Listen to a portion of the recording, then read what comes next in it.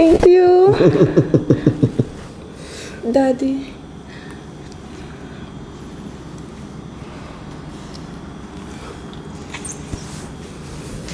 Gigil, nagigil, ika'y nakakagigil, gigil.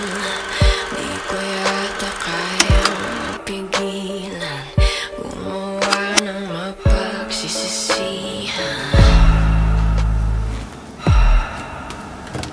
Ano yun? Ano siya nang hinahanap mo? Wala. Wala po. Hindi kasi ako makatulog. Hindi ako makatulog kapag walang gatas. Gatas? Naku, Ange, di kami nagagatas dito. Oo nga. Oo nga po. Pwede ba? Pwedeng ano po? Pwede bang padaan? Kasi may kukunin muna ako. Hindi ka rin makatulog? Ange, kalimutan mo na yan. Yung alin po?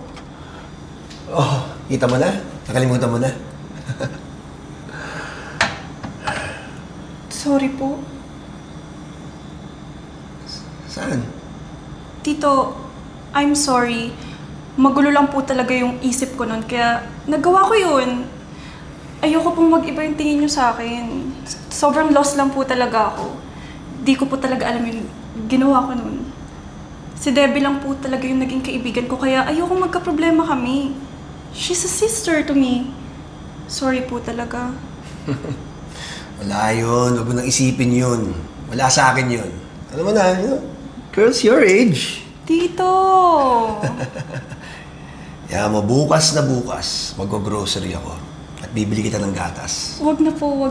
Nakakahiya. No. I insist.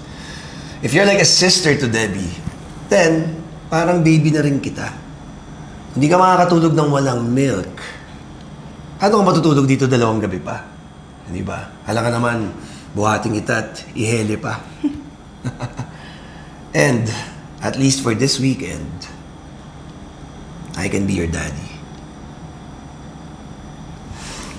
Thank you.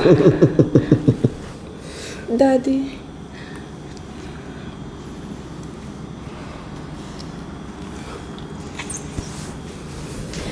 Gigil, nagigil,